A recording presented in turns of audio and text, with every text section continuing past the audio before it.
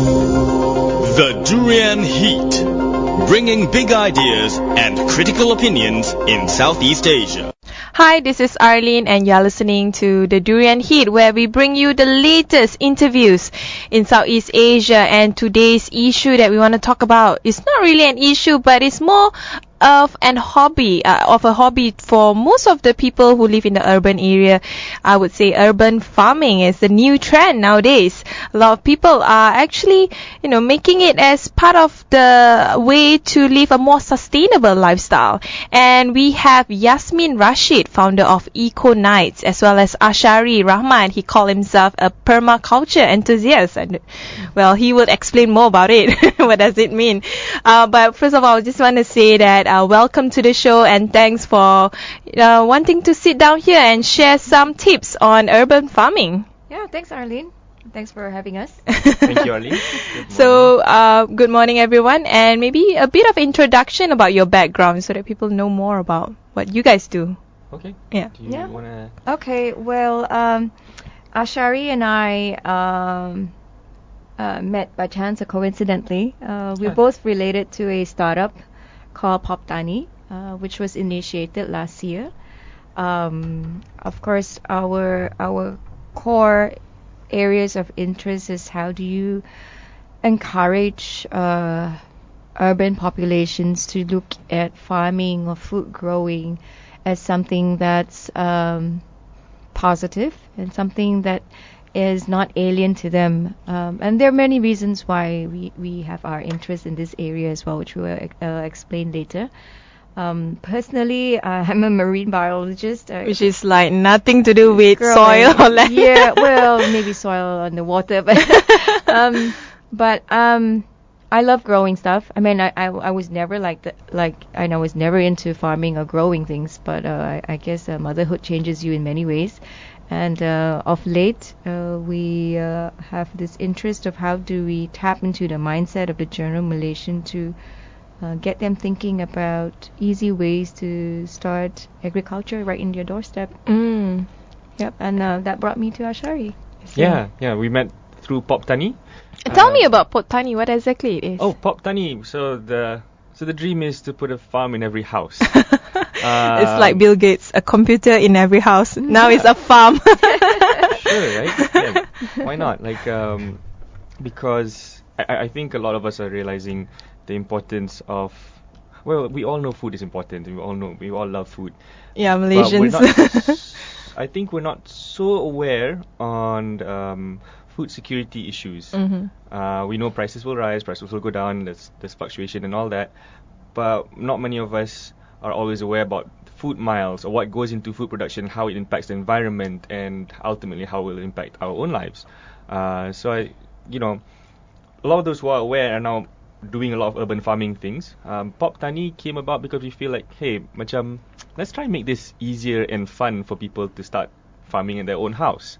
Our partner Shanas, he had a aquaponics kit outside his house for 5 years, but he says it's really ugly looking. That his wife every morning goes like, can you do something about it? But when it comes to the food, nobody has any issues, right? And what sort of plants that they plant? They were planting lots of leafy green vegetables, and because aquaponics is a system where you use fish and vegetables in the same unit, so you have a created environment where you have this symbiotical relationship between the fish and the plants. So the water from the fish goes up to the grow bed, and that becomes the fertilizer, and clean water goes back down to the fish essentially. So you save a lot of space to grow much more food. You save water because that's the only water you put in. You only top up when it evaporates, and you also save energy because although you use a pump, most of these are low-powered pumps that cost cheaper than having your air conditioning on. I see. So PopTani is a very strong advocate of bringing back that pop culture into farming. Pop culture, yeah. That's why farms, make farming cool again. So, why you say yourself that you are a permaculture enthusiast? Okay. What injected you into it in the first place? Permaculture, I think, and it's becoming something a lot more people are becoming aware of or wanting to know more about. I think I came across permaculture through a colleague of mine.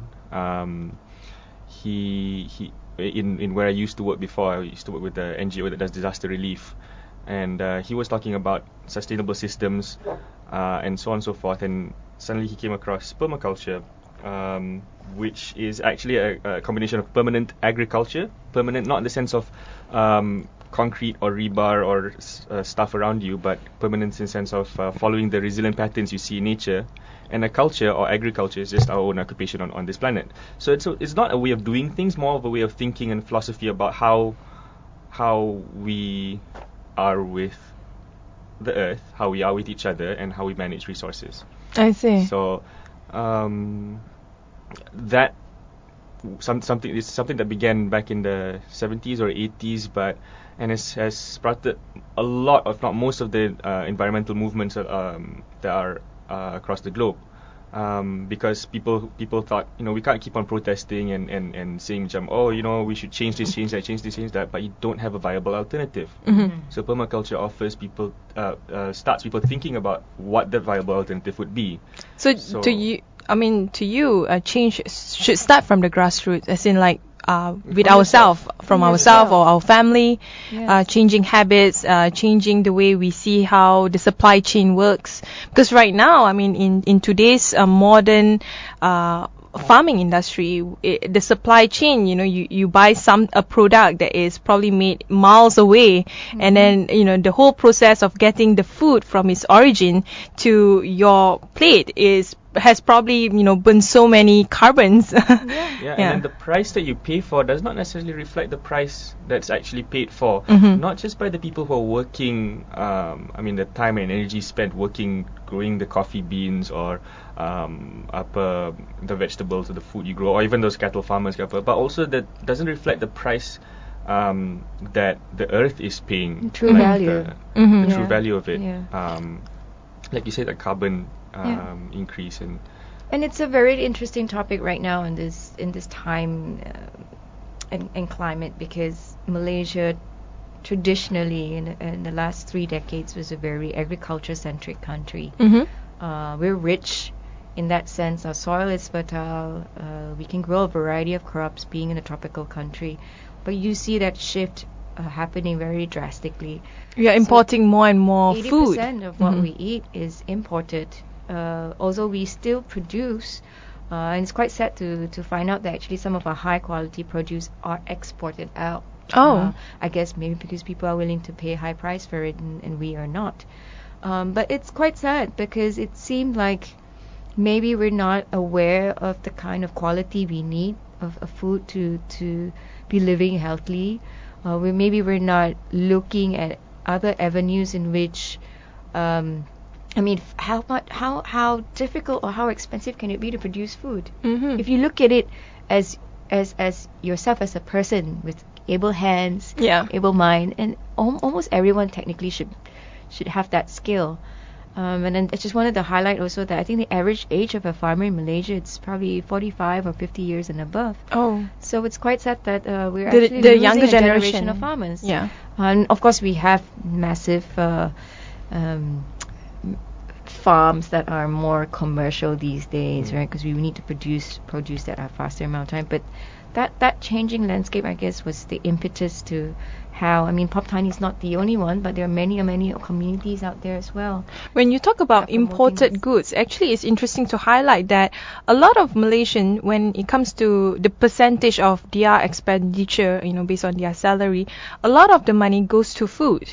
And a lot of the food that we buy are not necessarily made by Malaysians or produced by Malaysians. So at the end of the day, we actually, flowing our economy. But local, orang tak nak. But let's go back to urban farming. The philosophy of having a family or a person to cultivate their own farm it's more than just about being sustainable. It's also about taking care of the environment, taking care of the economy, and learning new skills about things that our forefather has done throughout their lives. So my question on modern day urban farming, how can it be possible in such a limited space that we have? It has been possible. Many people are doing it. So and you see great successes and very inspiring stories. I think there was once I went to Shah Alam. A good friend of mine stays around Section 8. Section 8 ke Section 7 Shah Alam, but underneath the Rentis lines, the electrical lines, they were farming there, and it's being supported by the local council as well. I think a lot of local councils also have the local Agenda 21 chapter, so I think we're and they support a lot of community initiatives on urban farming as well. I think there's one in there are many, but the one that comes to mind dekat this PPR, what's the name of the PPR? The one, the herbal garden. Yeah, the herbal garden supported by LA21. I can't remember. I have the DBKL. thought, but I can't remember. But they do have there's support from local authorities and there's community interest. Spaces you don't really need that much space to do urban farming. Like, it can be even a small community of a few neighbors on a patch of land, and then they grow food and they share together. You have more neighbors, and you can find bigger plots of land. You can do that, or it can be in different sections of the city or the farm or the neighborhood. Sorry, not farm. Someone's backyard can grow bananas, someone's backyard can grow papayas, and you trade. So it becomes a community. Yes. Yeah, I mean that's essentially the philosophy about it. It's just not you yourself doing it, but to be able to influence people around you. And I guess that's how people live those days as well. Realizing you have limited land, you grow the crops that you love. Someone else is also growing some other crop that you may like. At the end of the day, there's this whole concept of food sharing. Or I mean, it may sound very ancient now, barter trading and so forth, but it's very possible. And I grew up in a small town in Ipoh, and it was very normal.